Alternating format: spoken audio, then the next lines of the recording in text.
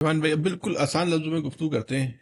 एक नौजवान है, हम्म, उसको क्या करना चाहिए? लेकिन खास तौर पे पाकिस्तान का नौजवान है।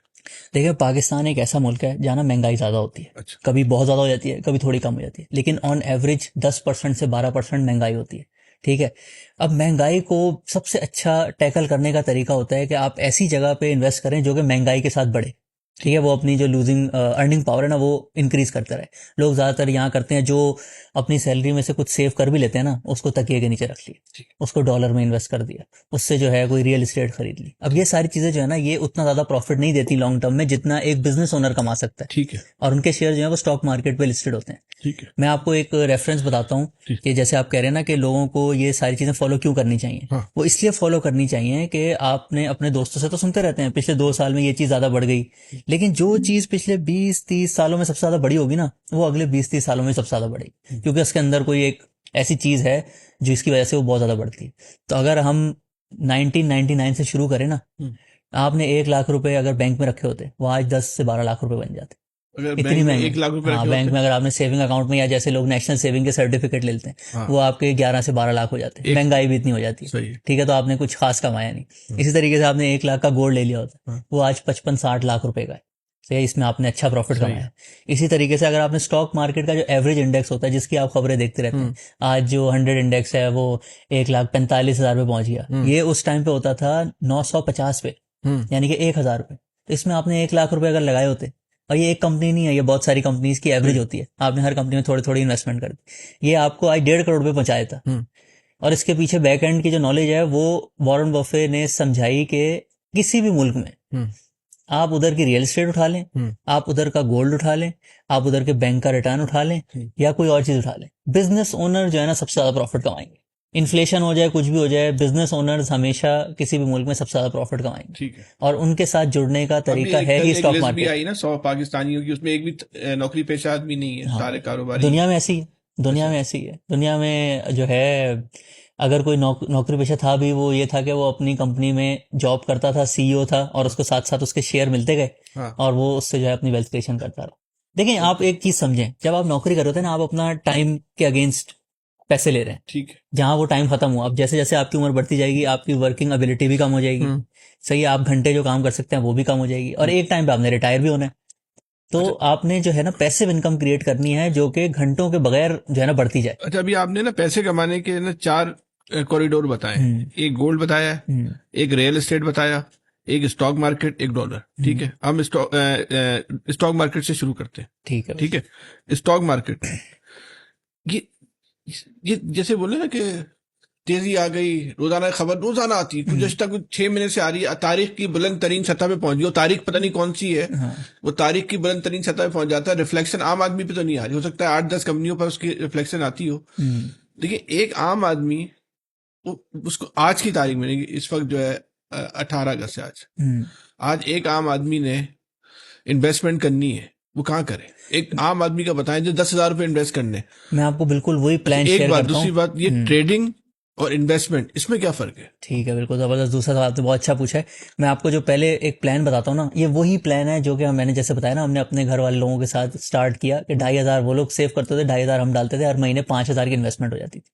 अब आप सोचें आज अगर किसी की लेट से 50,000 की भी सैलरी है, अगर थोड़ी सी कोशिश करके 5,000 रुपये बचा लेगा ना, और उसको हर महीने स्टॉक मार्केट के शेयर्स खरीदता रहेगा एवरेज कंपनी के जो टॉप बिजनेसेस होते हैं, तो ये जब बाय द टाइम वो रिटायर होगा 25 साल बाद, 30 साल बाद, तो ये जो 5-5 हज़ार की हर महीने इन्वेस्टमेंट हो रही है ये 5 करोड़ तक पहुंच जाती है।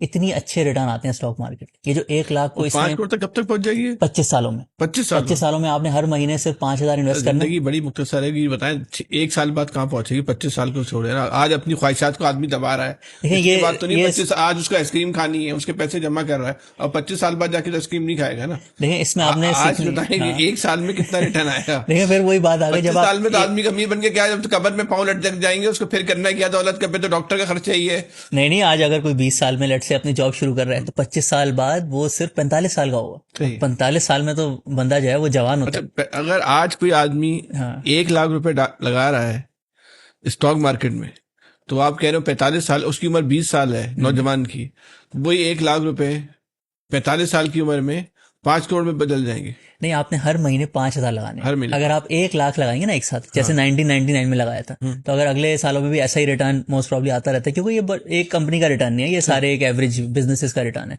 तो 1,00,000 फिर से जो है वो 1.5 करोड़ हो जाएगा 25-26 साल बाद, ठीक है। जो एक एवरेज रिटर्न होता है। तो अभी लेकिन हर किसी के लिए हर महीने 1,00,000 इन्वेस्ट करना आसान नहीं होता। 5,000, 10,000, 20,000 हर कोई कर सकता है। तो आज ये ट्रेडिंग का और इन्वेस्टमेंट में क्या फर्क है? अच्छा, ट्रेडिंग होती है कि जैसे खबरें चली कि ये अच्छी खबर आ रही है पाकिस्तान से रिलेटेड, रेटिंग अपग्रेड हो गई है, स्टॉक मार्केट बढ़ेगी, या ऐसे कि पाकिस्तान में इंटरेस्ट रेट कम हो गया, स्टॉक मार्केट बढ़ेगी। लोगों ने सिर्फ इस एबिलिटी को कि आप स्टॉक मार्केट में पैसे लगा सकते हैं और जब चाहे निकाल सकते हैं ना, उसको ट्रेडिंग में कन्वर्ट कर दिया कि अब मेरे पास जब भी पैसे आएंगे ना, कोई खबर मैं इधर उधर से सुनूंगा, पहले से खरीद लूंगा, थोड़ी सी ऊपर जाएगी मैं बेच दूंगा। सही। लेकिन और पाकिस्तान में ना 90% लोगों ने किया भी यही है, और सबकी स्टोरी यही होती है कि हमने ट्रेडिंग करने की कोशिश की और हमारा लॉस हो गया। दुनिया भर में जो लोग ट्रेडिंग करते हैं ना, 95% लोग जो है नुकसान करते हैं। 5% ट्रेडर होते हैं जो बहुत डिसिप्लिन होते हैं, सारा कुछ उन्होंने कैलकुलेशन की होती है, अपने ऊपर कंट्रोल होता है, पढ़ते भी हैं उसके बारे में, टाइम भी लगाते हैं, फिर जाके वो सक्सेसफुल। ये बड़ी अहम बात आपने की। लेकिन जो वो वाला सिस्टम है ना कि आपने बस इन्वेस्ट करते रहना है अच्छे बिजनेसेस में, वो हर कोई कर सकता है। अच्छा, एक मिनट, ट्रेडिंग समझ जा रहा, हमारे यहाँ तो समझ लें 90%, खास तौर पे जो बाहर का एक आम आदमी, वो तो ट्रेडिंग कर रहा है, टीवी की खबर देख के स्टॉक मार्केट बढ़ गई, वो फोन पे लगा हुआ है, उसमें लगा हुआ है, भाई इसकी कीमत ऊपर जा रही, खरीद ले, तो आखिर में झटका लगता है। मैं आपको एक बात बताऊं, हमारा एक दोस्त था, ये 2004-5 में एक दफा वो आया था ना, 4-5 या 6 में, जी, तो वो जब स्टॉक मार्केट को बंद कर दिया। हाँ, तो वो उसकी जो प्रॉफिट था, जो खड़ा हुआ था, वो बताता था, वो बता रहा था, हम साथ बैठे होते थे, मैं आज 60 लाख पे पहुंच गया हूँ।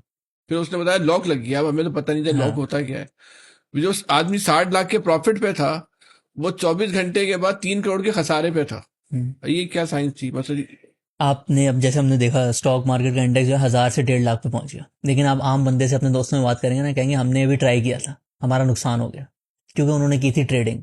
उन्होंने इस चीज़ को समझा नहीं कि हमने जो है ना बिजनेस ओनर के साथ पार्टनर बनना है। उन्होंने अपनी जो है ना वो तरकीबें लगाई, ओवर स्मार्ट बनने की कोशिश की। ट्रेडिंग की आप तबलीग नहीं करते? बिल्कुल भी नहीं। देखिए, जिस चीज में सक्सेस रेट ही 5% हो, तो फिर अहम बात है कि आप इस वक्त जो मार्केट ऊपर जा रही है, वो इन्वेस्टर की वजह से नहीं जा रही, वो ट्रेडिंग की वजह से ऊपर जा रही है। नहीं, वो इस वजह से ऊपर जा रही है कि पाकिस्तान के थोड़े से हालात बेहतर हो रहे हैं। जो स्टॉक मार्केट पहले अगर एक एवरेज कंपनी 1,00,000 रुपए कमाती थी ना साल में, उसकी कीमत चल रही थी 3,00,000 रुपए। अब बताएं दुनिया में ऐसा कहाँ होता है?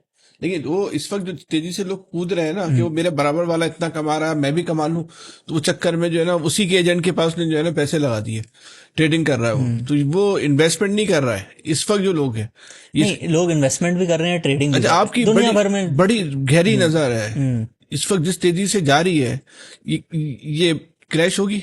बिल्कुल भी नहीं होगी। मैं आपको इसका थोड़ा सा और ऊपर जाएगी, और ऊपर जाएगी। आपको मैं बल्कि बताता हूँ, जब थोड़ा सा एक्सप्लेन करता हूँ कि ये 40,000 से 1.5 लाख पे गई कैसे। जब आप वो समझेंगे तो आपको समझ आ जाएगा आगे भी क्या होगा। ठीक है, अब 1,00,000 रुपए अगर कंपनी प्रॉफिट कमाती थी ना, पाकिस्तान में एवरेज ना उसकी कीमत चलती है 10 लाख रुपए। एक दुकान में भी आपने ऐसे देखा होगा, एक दुकान अगर 1,00,000 रुपए रेंट देती है ना, तो उसकी कीमत होती है, अगर साल का 1,00,000 रेंट है तो वो 10 लाख के आसपास उसकी कीमत होती है। सही।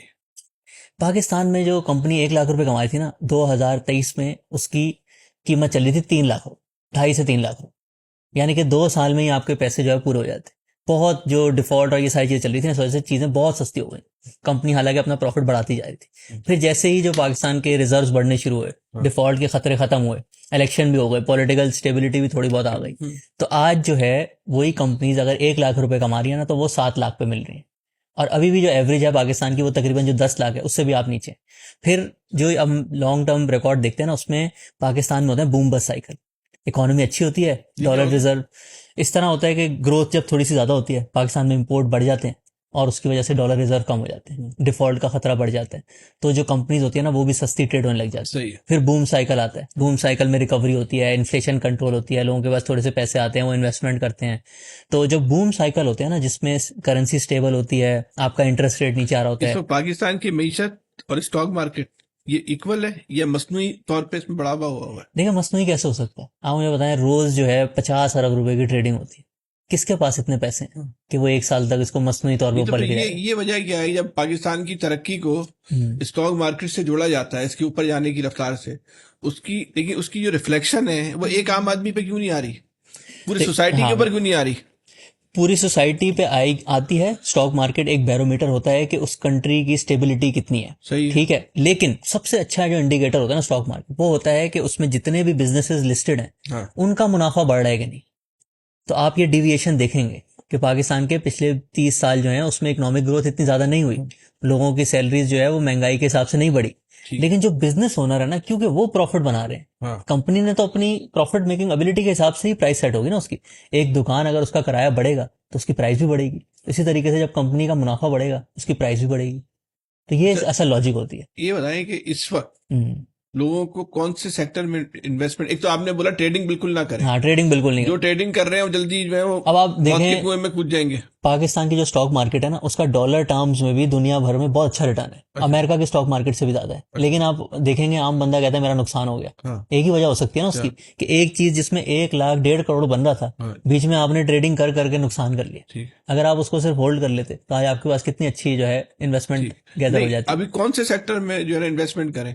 अच्छा, सेक्टर भी मैं आपको बताता हूँ। पहले थोड़ा सा बूम बस साइकिल थोड़ा सा एक्सप्लेन कर देता हूँ कि जब पाकिस्तान में बूम साइकिल चल रहा होता है, इंटरेस्ट रेट नीचे आ रहे हैं, जैसे अभी और भी नीचे आएंगे, तो एवरेज रिटर्न पाकिस्तान के स्टॉक मार्केट का होता है 30 से 35% उन सालों में, क्योंकि स्टेबिलिटी 30 होती से है। 35% सालाना? सालाना बुल साइकिल वाले साल होते हैं। अच्छा।